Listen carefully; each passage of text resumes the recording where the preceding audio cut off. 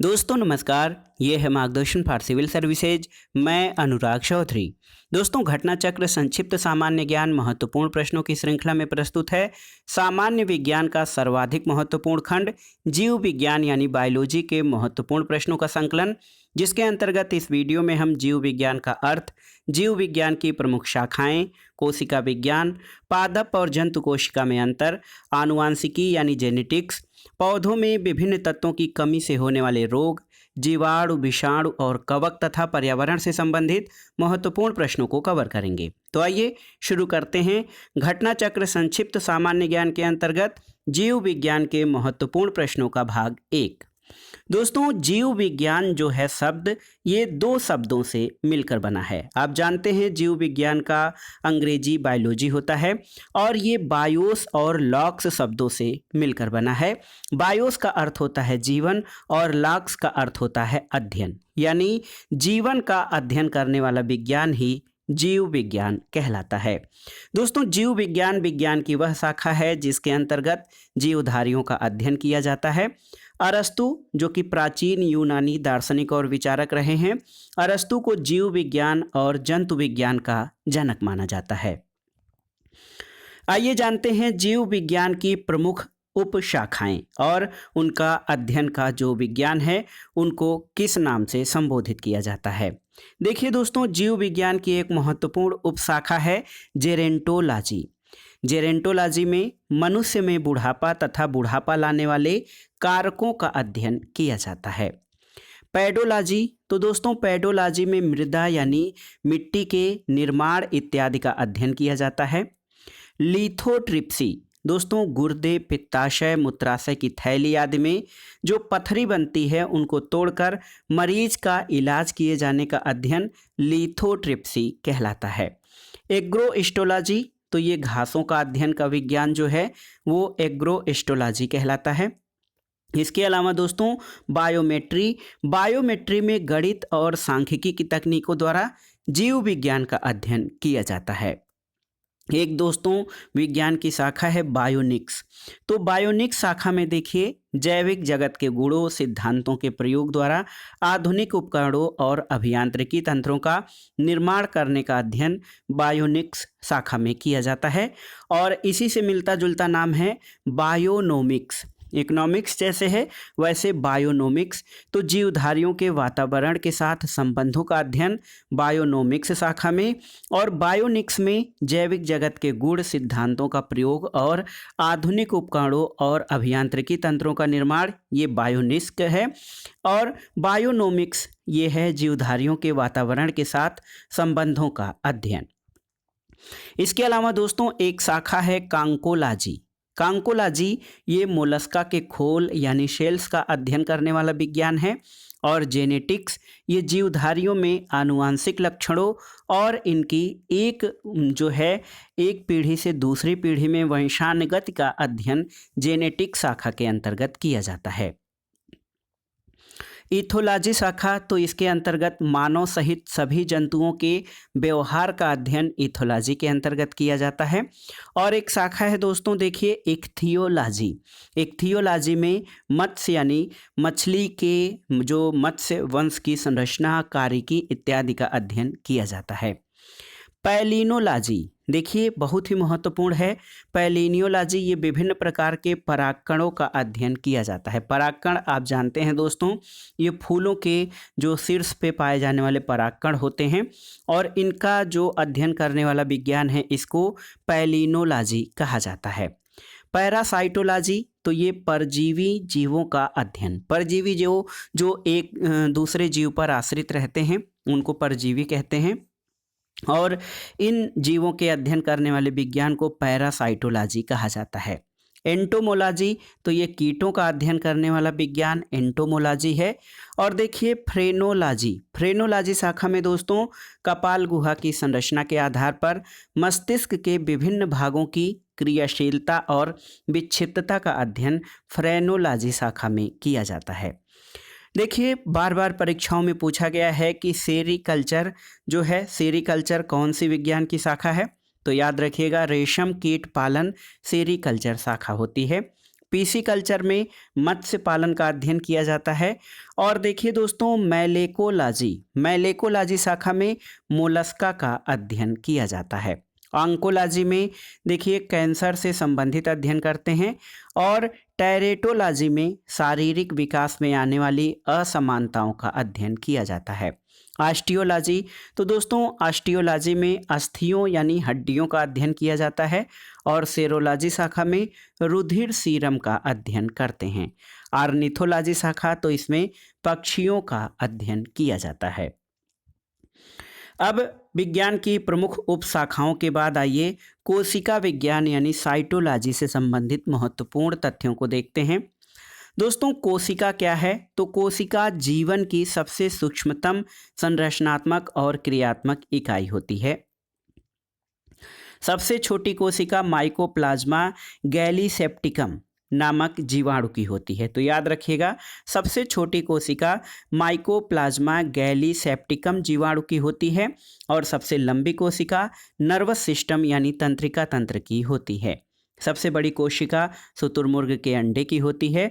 और आप जानते हैं कि कोशिका दो प्रकार की होती है, एक तो प्रोकैरियोटिक और यूकैरियोटिक। तो महत्वपूर्ण है दोस्तों, सबसे बड़ी कोशिका शुतुरमुर्ग के अंडे की और सबसे लंबी कोशिका तंत्रिका तंत्र की।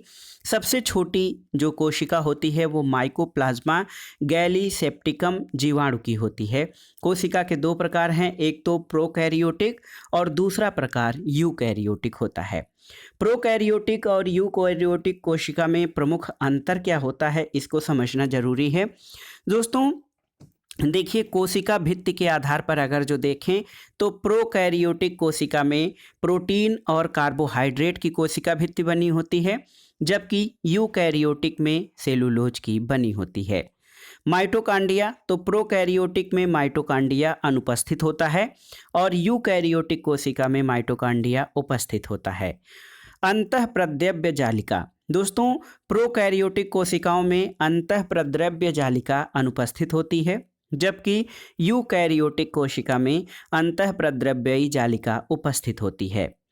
राइबोसोम, तो प्रोकैरियोटिक में 70S प्रकार के राइबोसोम होते हैं, जबकि यूकैरियोटिक कोशिका में 80S प्रकार के होते हैं। गाल्जी काय के आधार पर देखा जाए तो प्रोकैरियोटिक कोशिका में गाल्जी काय नहीं होते हैं और यूकैरियोटिक कोशिका में गाल्जी काय उपस्थित होते हैं।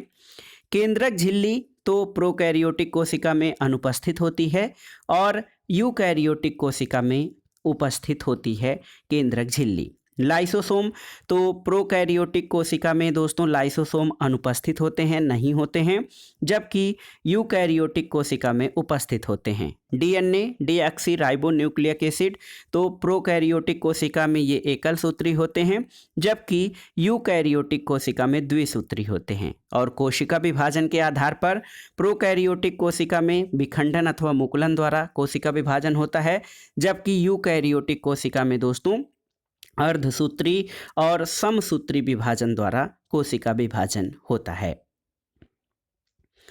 अब आइए देखते हैं कोशिका के मुख्य भागों के बारे में। सबसे पहले कोशिका भित्ति या सेल वॉल।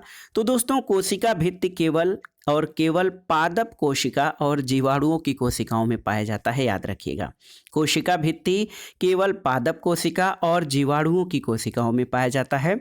और पादपों की कोशिका भित्ति किस पदार्थ की? सेलुलोज की बनी होती है, जबकि जीवाणुओं की कोशिका भित्ति पेप्टिडोग्लाइकेन की बनी होती है, याद रखिएगा। तो याद रखिएगा, कोशिका भित्ति केवल पादप कोशिका और जीवाणुओं की कोशिकाओं में पाया जाता है। दूसरा है कोशिका झिल्ली। तो कोशिका झिल्ली, जिसको सेल मेम्ब्रेन कहा जाता है, ये कोशिका के सभी अंग कोशिका झिल्ली द्वारा घिरे होते हैं। ये एक अर्धपारगम्य झिल्ली होती है। इसका मुख्य कार्य कोशिका के अंदर और बाहर जाने वाले पदार्थों का निर्धारण करना होता है। और कोशिका के एक महत्वपूर्ण भाग है अंतःप्रद्रव्य जालिका। तो अंतःप्रद्रव्य जालिका केंद्रक झिल्ली और कोशिका कला से संबद्ध होती है। इसका मुख्य कार्य क्या है? उन सभी वसाओं और प्रोटीनों का संचरण करना जो कोशिका झिल्ली, केंद्रक झिल्ली आदि का निर्माण करते हैं। कोशिका का एक महत्वपूर्ण भाग दोस्तों राइबोसोम होता है। राइबोसोम ये राइबो न्यूक्लिक एसिड नामक प्रोटीन की बनी होती हैं। तो याद रखिएगा, RNA ribo nucleic acid protein की बनी होती हैं राइबोसोम, और ये प्रोटीन संश्लेषण की क्रिया के लिए स्थान प्रदान करते हैं। तो दोस्तों कोशिका में प्रोटीन का संश्लेषण याद रखिएगा राइबोसोम में होता है। इसके अलावा दोस्तों ये प्रोटीन का उत्पादन स्थल होता है, इसलिए राइबोसोम को प्रोटीन की फैक्ट्री कहा जाता है। देखिए, कोशिका का महत्वपूर्ण अंग दोस्तों माइटोकांड्रिया होती है, और 1890 में अल्टमान ने कोशिकाओं में माइटोकांड्रिया का उल्लेख किया, किंतु इसे बायोप्लास्ट नाम दिया था। सबसे पहले सी बेंडा ने माइटोकांड्रिया का नाम दिया, और ये कोशिका का श्वसन स्थल है, और इसे कोशिका का ऊर्जा घर या पावर हाउस कहते हैं। तो याद रखिएगा, माइटोकांड्रिया कोशिका का ऊर्जा घर या पावर हाउस कहलाता है। कोशिका का अन्य महत्वपूर्ण अंग गाल्जी काय या गाल्जी बॉडी है। इसकी खोज कैमिलो गाल्जी ने 1898 में की थी। गाल्जी काय को लाइपोकांड्रिया भी कहा जाता है, और पौधों में इसे डिक्टियोसोम कहते हैं। इसके अलावा दोस्तों कोशिकीय श्रवण गाल्जी काय के मुख्य कार्यों में ये होता है कि जैव कलाओं का रूपांतरण, हार्मोन और जटिल कार्बोहाइड्रेट का निर्माण और एक्रोसोम का निर्माण, ये गाल्जी काय के प्रमुख कार्य हैं। इसके अलावा ग्लाइकोप्रोटीन और ग्लाइकोलिपिड का निर्माण भी गाल्जी काय के कार्यों में आता है। कोशिका का एक महत्वपूर्ण अंग है लाइसोसोम, और 1955 में लाइसोसोम की खोज सबसे पहले डी डुवे द्वारा की गई थी। लाइसोसोम का प्रमुख कार्य बाह्य पदार्थों का भक्षण और पाचन करना है। लाइसोसोम की सुसाइड बैग या आत्महत्या की थैली भी कहा जाता है। तो एक प्रश्न बनता है कि कोशिका के किस भाग को आत्महत्या की थैली कहते हैं, तो ये होते हैं लाइसोसोम। आइए देखते हैं दोस्तों तारक काय या सेंट्रोसोम के बारे में। तो सेंट्रोसोम की खोज एडवर्ड वान बेनेडेन ने 1883 में किया था, जबकि इसका नामकरण टी बावेरी ने 1888 में किया था। तारक काय मात्र जंतुओं की कोशिकाओं में पाया जाता है। तो याद रखिएगा, तारक काय या सेंट्रोसोम पादप कोशिकाओं में नहीं, केवल जंतुओं की कोशिकाओं में पाए जाते हैं, और इस आधार पर दोस्तों पादप और जंतु कोशिकाओं में अंतर भी किया जाता है। लवक या प्लास्टिड्स, तो दोस्तों लवक की खोज हेकल नामक वैज्ञानिक ने की थी, और लवक जंतु कोशिकाओं में नहीं, केवल पादप कोशिकाओं में पाया जाता है। देखिए हरित लवक जो होते हैं ये पर्णहरित में पर्णहरिम नामक जो है क्लोरोफिल या पर्णहरिम जो होता है ये हरे रंग का वर्णित होता है, और इसके कारण जो है पत्तियों का रंग हरा होता है। आइए देख लेते हैं पादप और जंतु कोशिका में प्रमुख अंतर। दोस्तों पादप कोशिका में कोशिका भित्ति उपस्थित होती है, जबकि जंतु कोशिका में कोशिका भित्ति अनुपस्थित होती है, यानी नहीं होती है। पादप कोशिका में लवक उपस्थित होते हैं, जंतु कोशिका में लवक नहीं होते हैं। इसके अलावा पादप कोशिका में तारक काय यानी सेंट्रोसोम अनुपस्थित होता है, नहीं पाए जाते हैं, लेकिन शैवाल और कवकों में ये सेंट्रोसोम पाए जाते हैं। तारक काय जंतु कोशिका में उपस्थित होता है, और ये कोशिका विभाजन में सहायता करता है। दोस्तों पादप कोशिका में पूर्ण विकसित कोशिका के मध्य में प्रायः बड़ी रिक्तिका उपस्थित होती है, और जंतु कोशिका में रिक्तिका नहीं होती है, या होती है तो बहुत छोटी होती है। इसके अलावा कोशिका विभाजन में पादप कोशिका विभाजन में कोशिका के मध्य रेखी भाग में एक सेल प्लेट यानी पट्ट निर्मित होता है, जबकि जंतु कोशिका में कोशिका कला के अंतर्वलन या इन्वेगिनेशन द्वारा दो भागों में बट जाती है। लवकों के बारे में हम अध्ययन कर रहे थे दोस्तों। हरित लवक या पर्णहरिम जो क्लोरोफिल होता है दोस्तों, हरित लवक बहुत ही महत्वपूर्ण है पेड़ पौधों के लिए, क्योंकि हरित लवक की सहायता से पेड़ पौधे प्रकाश संश्लेषण यानी फोटोसिंथेसिस की प्रक्रिया करते हैं और अपना भोजन बनाते हैं। हरित लवक को कोशिका का रसोई घर भी कहा जाता है। देखिए वर्णी लवक क्या होते हैं, क्रोमोप्लास्ट। तो दोस्तों वर्णी लवक हरे रंग को छोड़कर अन्य कई रंगों जैसे लाल, पीले, नारंगी रंग के होते हैं, और ये पौधों के रंगीन भाग जैसे पुष्प, फल, भित्ति, बीज आदि में वर्णी लवक पाए जाते हैं। इसके अलावा ल्यूकोप्लास्ट या अवर्णी लवक भी होते हैं। अवर्णी लवक रंगहीन होते हैं। और अवर्णी लवक कहाँ पाए जाते हैं, याद रखिएगा, पौधों के उन भागों में पाया जाता है जो सूर्य के प्रकाश से वंचित रहते हैं। जैसे जो भाग पृथ्वी के अंदर या मिट्टी के अंदर होता है वहाँ पर अवर्णी लवक पाए जाते हैं। और अवर्णी लवक मुख्यतः भूमिगत तनों और जड़ों में पाया जाता है जिनका कोई रंग नहीं होता है। इसके अलावा कोशिका का महत्वपूर्ण भाग न्यूक्लियस यानी केंद्रक होता है।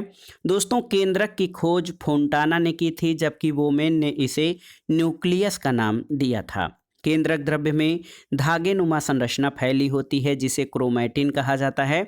और क्रोमैटिन एक न्यूक्लियो प्रोटीन होता है जो कि न्यूक्लियक अम्ल और क्षारीय प्रोटीन जिसको हिस्टोन कहा जाता है उसके मिश्रण से बना होता है। तो ये कोशिका के प्रमुख भाग थे, आपने उनको जान लिया, उनकी विशेषताएं जान ली। इनके अलावा पादप कोशिका और जंतु कोशिका में प्रमुख अंतर क्या होता है उसके बारे में भी आपने अध्ययन कर लिया। आगे आइए देखते हैं आनुवांशिकी या जेनेटिक्स को।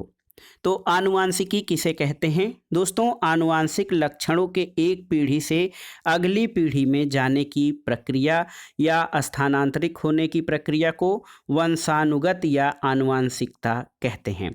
दोस्तों, ये व्यक्तिगत भिन्नता के लिए उत्तरदायी प्रमुख कारक है। आप जानते हैं हर व्यक्ति एक दूसरे से अलग होता है, ऐसा वंशानुगतता के कारण होता है। और क्योंकि हर आदमी जेनेटिक रूप से अलग होता है और पीढ़ी दर पीढ़ी जो गुण और जो संरचना या विशेषताएं स्थानांतरित होती हैं उनका अध्ययन आनुवांशिकी शाखा के अंतर्गत किया जाता है।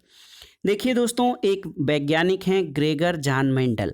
ग्रेगर जॉन मेंडल को आनुवांशिकी का पिता या फादर ऑफ जेनेटिक्स कहा जाता है, क्योंकि मेंडल ने अपने संकरण प्रयोगों के लिए जो है मटर, जो कि पाइसम सटाइवम होता है, उद्यान मटर, इसका चुनाव किया था और इनके द्वारा इन्होंने अपने वंशानुगत संबंधी नियमों का प्रतिपादन किया था।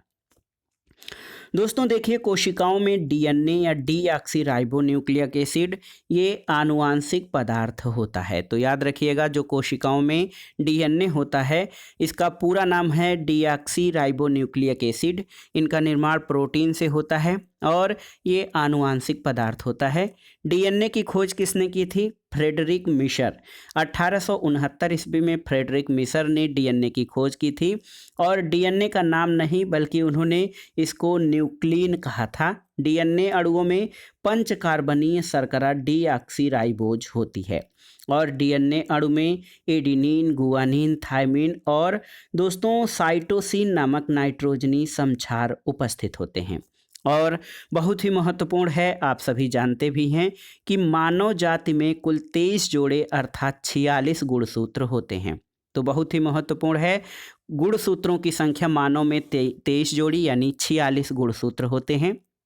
इसमें से 22 जोड़ी गुणसूत्र जो होते हैं वो स्त्रियों और पुरुषों में समान होते हैं, जिन्हों ऑटोसोम्स कहा जाता है।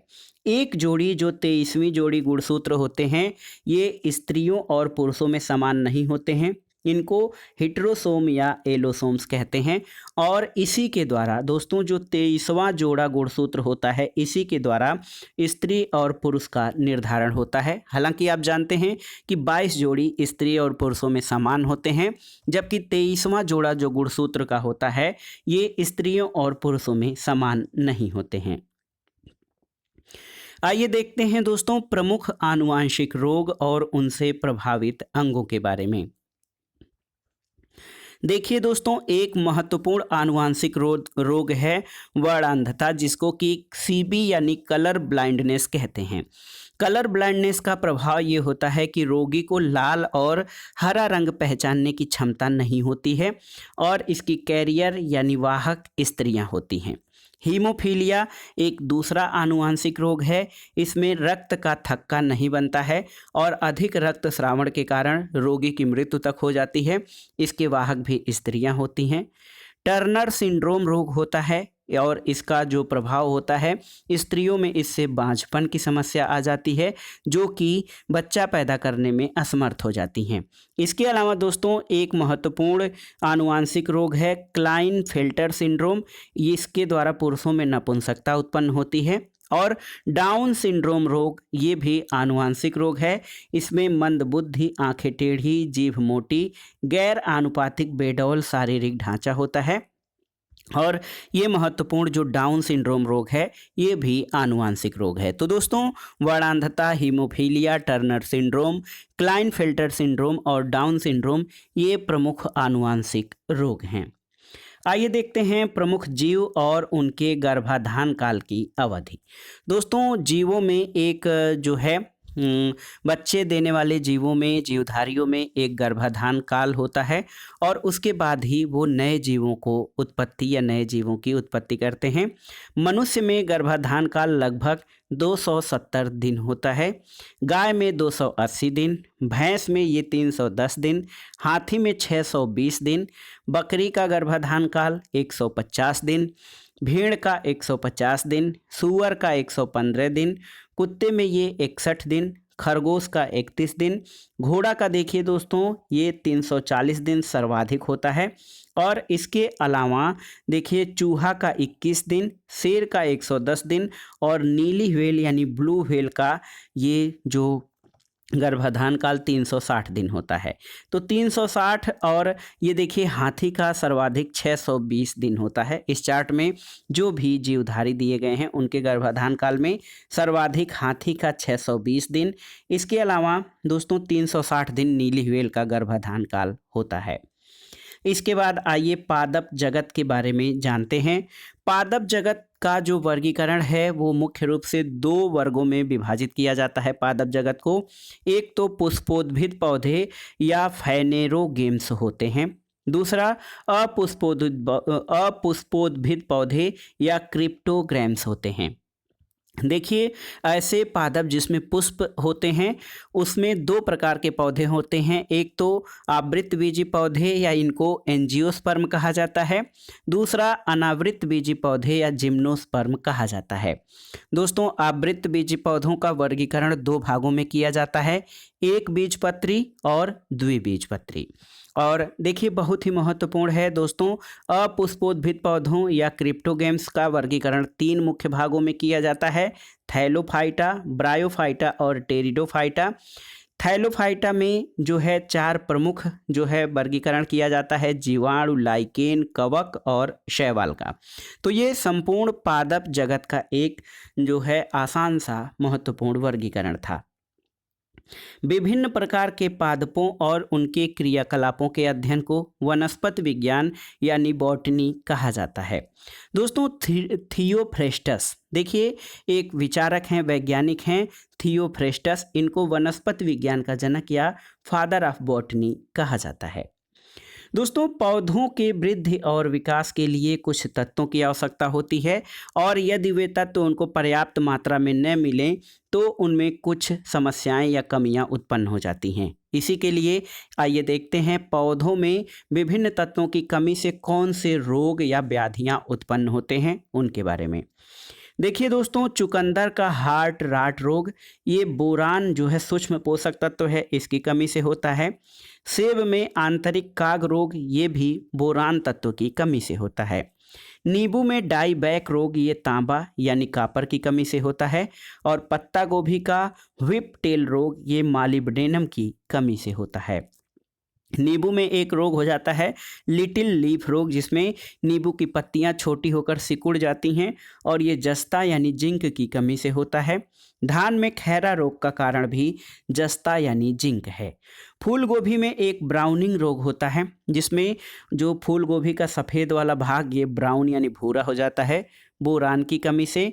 और धान या लेग्यूमिनस पौधों में पुनः ग्रहण रोग ये तांबा की कमी से होता है। तो आपने देख लिया विभिन्न पौधों में तत्वों की कमी से होने वाले प्रमुख रोग। आइए देखते हैं दोस्तों वनस्पति विज्ञान से संबंधित कुछ महत्वपूर्ण तथ्यों के बारे में। देखिए सबसे बड़ा आवृतबीजी पौधा कौन सा होता है, तो ये सबसे बड़ा आवृतबीजी पौधा यूकेलिप्टस होता है। और विश्व का सबसे लंबा वृक्ष कौन सा है? तो ये वृक्ष, इसका नाम है सिकोया। ये अनावृतबीजी होता है। और आकार में सबसे छोटा आवृतबीजी पौधा क्या है? तो याद रखिएगा, बुल्फिया ग्लोबोसा। बुल्फिया ग्लोबोसा दोस्तों आकार में सबसे छोटा आवृतबीजी पौधा है। सबसे बड़ा बीज किसका होता है? तो ये लोडोसिया बीज सबसे बड़ा होता है। सबसे बड़ा पुष्प या फूल रिफ्लेशिया आर्नोल्डाई का होता है। सबसे बड़ा बीजांड ये साइकस का होता है। और सबसे छोटा बीज आर्किड का होता है। सबसे छोटी कोशिका ये माइकोप्लाज्मा की कोशिका सबसे छोटी होती है। दोस्तों सबसे कम गुणसूत्र वाला आवृतबीजी पादप ये हैप्लोपेपस ग्रैसिलस 2n = 4 इसमें होते हैं। सबसे ज़्यादा गुणसूत्र वाला आवृतबीजी पौधा आफियोग्लोसम होता है, जिसमें 1266 गुणसूत्र होते हैं। सबसे बड़ा ब्रायोफाइटा ये डायोसोनिया होता है। तो ये पौधों से संबंधित विभिन्न तथ्य आपने देख लिया। अब आइए जो हमने वर्गीकरण किया है विषाणु, जीवाणु, कवक के बारे में, तो देखिए सबसे पहले वायरस यानी विषाणु के बारे में जानते हैं। विषाणु अकोशिकीय अति सूक्ष्म जीव होते हैं जो केवल जीवित कोशिका में ही वंश वृद्धि कर सकते हैं। याद रखिएगा, विषाणु या वायरस ये अकोशिकीय अति सूक्ष्म जीव होते हैं। ये केवल जीवित कोशिका में ही वंश वृद्धि कर सकते हैं। और विषाणुओं के बारे में कहा जाता है ये न तो जीवित होते हैं न मृत, लेकिन इनको जैसी परिस्थितियाँ मिल जाती हैं वो उसी प्रकार व्यवहार करते हैं। विषाणुओं की खोज 1892 में इवानोवस्की द्वारा की गई थी। तो याद रखिएगा 1892 में इवानोवस्की द्वारा विषाणु की खोज की गई थी। दूसरा महत्वपूर्ण कवक है। कवक यानी फफूंद, इनके अध्ययन के विज्ञान को माइकोलॉजी कहा जाता है। कवक प्रायः सभी जगहों पर पाए जाते हैं। इनमें क्लोरोफिल नहीं होता है, संकेंद्रीय और संवहन ऊतक नहीं होता है, और ये थैलोफाइट समूह में आते हैं। तो कवक सभी जगहों पर पाए जाते हैं। ये क्लोरोफिल रहित, संकेंद्रीय, संवहन ऊतक रहित थैलोफाइट होते हैं। आइए देखते हैं कवकों से होने वाले प्रमुख रोगों के बारे में। दोस्तों यहाँ पर देखिए आलू का पछेती अंगमारी रोग ये फाइटोप्थोरा इन्फेस्टांस नामक कवक के द्वारा होता है। आलू का वार्ट रोग ये वार्ट डिजीज ऑफ पोटैटो ये सिनकाट्रियम इंडोबायोटिकम नामक कवक से होता है। आलू की अगेती अंगमारी अल्टेरियाई सोलेनाई नामक कवक से होता है। और क्रूसीफेरी में श्वेत गैरिक या फफोला रोग ये एल्बुगो कैंडिडा नामक कवक से होता है। इसके अलावा गेहूं का लूज स्मट ऑफ व्हीट, जो गेहूं में सलथ कंड हो जाता है, ये यूस्टिलेगो न्यूडाट्रिटिसियाई नामक कवक से। गन्ने का रेड राट, ये रेड राट ऑफ सुगरकेन ये कोलिटोट्राइट्रम फल्केटम नामक कवक के द्वारा होता है। मूंगफली में एक टिक्का रोग होता है, ये सर्कोस्पोरा पर्सोनेटा नामक कवक से होता है। अरहर में एक म्लान या विल्ट जो कि अरहर में उकठा रोग होता है, ये फ्यूजेरियम ऊडम नामक कवक से होता है। याद रखिएगा, अरहर का उकठा रोग फ्यूजेरियम ऊडम नामक कवक के कारण होता है। जौ का स्लथकंड या निरावृत स्मट ये यूस्टिलेगो न्यूडा नामक कवक से होता है। तो ये विभिन्न पौधों में आपने देखा कवकों से होने वाले प्रमुख रोगों के बारे में। आइए जानते हैं दोस्तों लाइकेन क्या होते हैं। तो आप जान लीजिए कि लाइकेन जो है शैवाल और कवक के साहचर्य से निर्मित जीव समूह होते हैं, यानी लाइकेन शैवाल और कवक के साहचर्य से निर्मित होते हैं। लाइकेन में लैंगिक जनन केवल इनके कवकी घटक द्वारा होता है। इसी प्रकार जीवाणु या बैक्टीरिया क्या हैं? तो दोस्तों विज्ञान की वह शाखा जिसके अंतर्गत जीवाणुओं का अध्ययन किया जाता है उसे जीवाणु विज्ञान या बैक्टीरियोलॉजी कहा जाता है। जीवाणु सबसे सरल, अतिसूक्ष्म और एक कोशिकीय आद्य जीव हैं। और देखिए 1683, देखिए बहुत ही महत्वपूर्ण है दोस्तों, 1683 में सबसे पहले हॉलैंड निवासी एंटोनी वान ल्यूवेनहाक ने जीवाणु की खोज की थी और इन्हें जीवाणु विज्ञान का पिता कहा जाता है। जीवाणुओं का नाम यानी बैक्टीरिया नाम 1829 में सबसे पहले एरनबर्ग द्वारा किया गया था। हालांकि 1683 में हॉलैंड निवासी एंटोनी वान ल्यूवेनहॉक ने जीवाणुओं की खोज की थी, लेकिन जीवाणु या बैक्टीरिया नाम 1829 में सबसे पहले एरनबर्ग नामक जीव वैज्ञानिक ने दिया था। दोस्तों, एक वैज्ञानिक हैं रॉबर्ट कोच। रॉबर्ट कोच ने कालरा और क्षय रोग के जीवाणुओं की खोज की थी। और लुई पाश्चर, इन्होंने रेबीज का टीका, पाश्चुराइजेशन और किण्वन की खोज की थी। आइए देखते हैं जीवाणुओं से होने वाले प्रमुख रोगों के बारे में। देखिए दोस्तों, स्यूडोमोनास सालेनेसेरम ये जीवाणु हैं, इनसे आलू का सैथिल रोग होता है। और एग्रोबैक्टीरियम ट्यूमिफेंसियंस ये क्राउन गाल रोग होता है। और जेंथोमोनास कैम्पेस्ट्रिस इसके द्वारा बंद गोभी का काला गलन रोग होता है। तो ये जीवाणुओं से पौधों में होने वाले प्रमुख रोग थे। आइए पौधों में जो प्रकार हैं आवृतबीजी और अनावृतबीजी, इनके बारे में जानते हैं। अनावृतबीजी पौधे ये वास्तव में टेरिडोफाइट्स और आवृतबीजी पौधों के बीज का समूह होता है। और अनावृत पौधों में ऐसे पौधे आते हैं जिनमें बीज तो बनते हैं, लेकिन वे नग्न रूप से पौधों पर लगे रहते हैं और इनमें अंडाशय का पूर्णतः अभाव पाया जाता है। संसार का सबसे ऊंचा पौधा सिकोया संपरवाइरेंस इसी समूह से संबंधित है। ये अनावृतबीजी पौधों के वर्ग में आता है। संसार का सबसे ऊंचा पौधा सिकोया। आवृतबीजी पौधे, तो इस समूह के पौधों में बीज जो होते हैं वो फल के अंदर होते हैं। और आवृतबीजी पौधों में प्रायः जड़, तना, पत्ती, फल, फूल तथा बीज पूर्ण विकसित अवस्था में पाए जाते हैं। और आवृतबीजी पौधों में पुष्प की उपस्थिति होती है और द्विनिषेचन होता है। और इन पौधों के बीज में बीजपत्र होते हैं। इसके आधार पर इस समूह को एक बीजपत्री और द्विबीजपत्री पौधों में बांटा जाता है। देखिए, एक बीजपत्री पौधे कौन से होते हैं? तो एक बीजपत्री पुष्पोद्भिद पौधों का वह समूह है जिनके बीजों में केवल एक ही बीजपत्र होता है। और द्विबीजपत्री पौधे, इनके बीज में दो बीजपत्र होते हैं, इसलिए इनको द्विबीजपत्री पौधे कहा जाता है। आइए देखते हैं प्रमुख कुल और उनसे संबंधित पौधों के बारे में।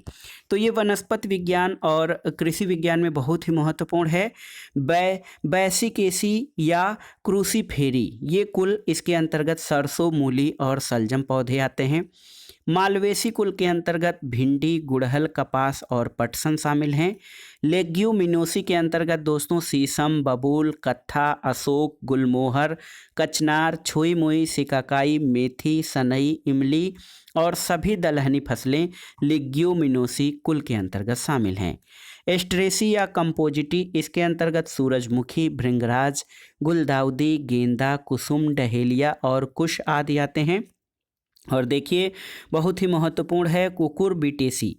कुकुरबिटेसी कुल के अंतर्गत कद्दू, खीरा, तरबूज, खरबूज, टिंडा, लौकी, चिचिंडा, परवल, करेला, ककड़ी और तुरई आदि शामिल हैं। रोजेसी कुल में सेब, बादाम, नाशपाती और स्ट्रॉबेरी शामिल हैं। और रूटेसी कुल में देखिए नींबू, संतरा, मौसम्मी और बेल आते हैं। सोलोनेसी कुल के अंतर्गत दोस्तों धातुरा, आलू, बैंगन, रसभरी, मिर्च, टमाटर, तंबाकू, रातरानी, अश्वगंधा और एट्रोपा बेलाडोना ये सभी सोलोनेसी कुल के अंतर्गत शामिल हैं। और आर्किडेसी कुल में आर्किड, हेबिनेरिया और वेंडा पौधे शामिल हैं। लिलिएसी कुल में लहसुन, प्याज और एलोवेरा। एरिकेसी या पाल्मी कुल के अंतर्गत सुपारी, नारियल, खजूर और ताड़ के पौधे आते हैं। और पोएसे या ग्रैमनी कुल में, ये बहुत ही महत्वपूर्ण है, इसमें जो हमारे खाद्य फसल जैसे गेहूं, मक्का, चावल, ज्वार, बाजरा, गन्ना और बांस ये पोएसी या ग्रैमनी कुल के अंतर्गत शामिल होते हैं। आइए देखते हैं तनों का रूपांतरण। दोस्तों, कुछ ऐसे पौधे हैं जिनमें तनों का रूपांतरण किस रूप में होता है। भूमिगत तने, जिसमें प्रकंद हल्दी और अदरक में प्रकंद पाया जाता है। ट्यूबर या कंद आलू में पाया जाता है। कार्म यानी घन कंद ये बंडा में पाया जाता है। और सल्क कंद यानी बल्ब ये प्याज में पाया जाता है। तो ये भूमिगत तने हैं और तनों का रूपांतरण है, इनके भिन्न भिन्न नाम हैं। दोस्तों आइए देखते हैं पादप हार्मोन या प्लांट हार्मोन्स के बारे में। दोस्तों पादप हार्मोन को फाइटो हार्मोन भी कहा जाता है और देखिए ऑक्सिन, जिबरेलिन और साइटोकाइनिन ये वृद्धि पौधों की वृद्धि में सहायक होते हैं, जबकि एब्सिसिक एसिड और एथिलीन वृद्धिरोधक हार्मोन होते हैं। इसके बाद आइए देखते हैं पर्यावरण यानी इन्वायरमेंट से संबंधित महत्वपूर्ण तथ्यों को। पारिस्थितिकी तंत्र क्या है? दोस्तों रचना और कार्य की दृष्टि से भिन्न जीवों और वातावरण की मिलीजुली इकाई पारिस्थितिक तंत्र या इकोसिस्टम कहलाता है। सबसे पहले दोस्तों पारिस्थितिक तंत्र शब्द का प्रयोग एजी टांसले नामक वैज्ञानिक द्वारा इकोसिस्टम शब्द का प्रयोग किया गया था। दोस्तों देखिए पारिस्थितिक तंत्र में जैविक घटक और अजैविक घटक शामिल होते हैं। जैविक घटकों में 3 वर्ग होते हैं, एक तो उत्पादक, दूसरे उपभोक्ता और तीसरे अपघटक। उत्पादक यानी प्रोड्यूसर वर्ग में क्या है? तो दोस्तों उत्पादक वे घटक होते हैं जो अपना भोजन स्वयं बनाते हैं, उनको उत्पादक कहा जाता है। सभी हरे पौधे दोस्तों उत्पादक यानी प्रोड्यूसर की श्रेणी में आते हैं। दूसरा विभाजन है जैविक घटक का उपभोक्ता यानी कंज्यूमर। तो मुख्यतः उत्पादक द्वारा बनाए गए भोज्य पदार्थों का उपभोग करने वाले घटक उपभोक्ता हैं। उपभोक्ता 3 प्रकार के होते हैं, प्राथमिक, द्वितीयक और तृतीयक उपभोक्ता। इसके अलावा दोस्तों आप प्राथमिक उपभोक्ता या प्राइमरी कंज्यूमर्स को जान लेते हैं। प्राइमरी कंज्यूमर्स में दोस्तों देखिए शाकाहारी जीव आते हैं जो भोजन के लिए पेड़ पौधों की पत्तियों पर निर्भर होते हैं, जैसे गाय, बकरी, भैंस, खरगोश आदि। द्वितीयक उपभोक्ता या सेकेंडरी कंज्यूमर जो होते हैं वे जीव आते हैं जो शाकाहारी जंतुओं अर्थात प्राथमिक उपभोक्ताओं को अपने भोजन के रूप में प्रयुक्त करते हैं, जैसे मेढक, लोमड़ी, भेड़िया इत्यादि। और तृतीयक उपभोक्ता दोस्तों तृतीयक उपभोक्ता या टर्शियरी कंज्यूमर्स के अंतर्गत वे जीव आते हैं जो प्राथमिक और द्वितीयक उपभोक्ताओं को अपना भोजन बनाते हैं। सांप, शेर, चीता इत्यादि ये तृतीयक या उच्चस्थ उपभोक्ता कहलाते हैं। जैविक घटकों में उत्पादक और उपभोक्ता के बाद तीसरा अपघटक होता है। अपघटक या डीकम्पोजर्स दोस्तों इसके अंतर्गत निम्न श्रेणी के जीव आते हैं जो मृत उत्पादक और उपभोक्ताओं का अपघटन कर यानी उनको सड़ा देते हैं। इनमें प्रमुख रूप से जीवाणु और कवक शामिल हैं। दोस्तों किसी भी पारिस्थितिक तंत्र में ऊर्जा का प्राथमिक स्रोत सूर्य होता है, तो ऊर्जा का प्राथमिक स्रोत सूर्य है किसी भी पारिस्थितिक तंत्र में। और एक पारिस्थितिक तंत्र में जीवित प्राणियों का प्रति इकाई क्षेत्र में संपूर्ण शुष्क भार उसका जीव भार यानी बायोमास कहलाता है। इसके अलावा दोस्तों स्थलीय पारितंत्र जो होता है देखिए बहुत ही महत्वपूर्ण है। स्थलिक पारिस्थितिक तंत्र में जीव भार का पिरामिड ये हमेशा सीधा होता है, याद रखिएगा। किसी स्थलीय पारितंत्र में जीव भार का पिरामिड सीधा होता है और घास के मैदान में जीव भार का पिरामिड सीधा होता है। और एक महत्वपूर्ण तथ्य ये है कि जलीय पारिस्थितिक तंत्र जो होता है तालाब में जीव भार का पिरामिड उल्टा होता है। दोस्तों ऊर्जा का पिरामिड हमेशा सीधा रहता है, जो एनर्जी पिरामिड होता है वो हमेशा सीधा रहता है। और प्रायः एक खाद्य श्रृंखला में सर्वाधिक संख्या में प्राथमिक उत्पादक होते हैं। और प्राथमिक उत्पादक सभी हरे पौधे जो सूर्य के प्रकाश में वायुमंडल से प्राप्त जो कार्बन डाइऑक्साइड और क्लोरोफिल की उपस्थिति में अपना भोजन निर्माण करते हैं वो प्राथमिक उत्पादक कहलाते हैं। सभी हरे पौधे, घास, वनस्पतियां, शैवाल ये प्राथमिक उत्पादक होते हैं और खाद्य श्रृंखला में सर्वाधिक संख्या में प्राथमिक उत्पादक होते हैं। तो दोस्तों ये था आज का वीडियो घटना चक्र संक्षिप्त सामान्य ज्ञान का जीव विज्ञान के महत्वपूर्ण प्रश्नों का भाग 1। और ये आपके आगामी परीक्षाओं के सामान्य अध्ययन और सामान्य ज्ञान के साथ साथ अन्य प्रतियोगी परीक्षाओं के लिए बहुत ही उपयोगी तथा महत्वपूर्ण है। आप इन प्रश्नों को तैयार कर लीजिएगा। वीडियो आपको कैसा लगा हमें कमेंट बॉक्स में ज़रूर बताइएगा। वीडियो को लाइक करें, शेयर करें और इस चैनल मार्गदर्शन फॉर सिविल सर्विसेज को सब्सक्राइब करें। वीडियो देखने के लिए धन्यवाद दोस्तों, नमस्कार।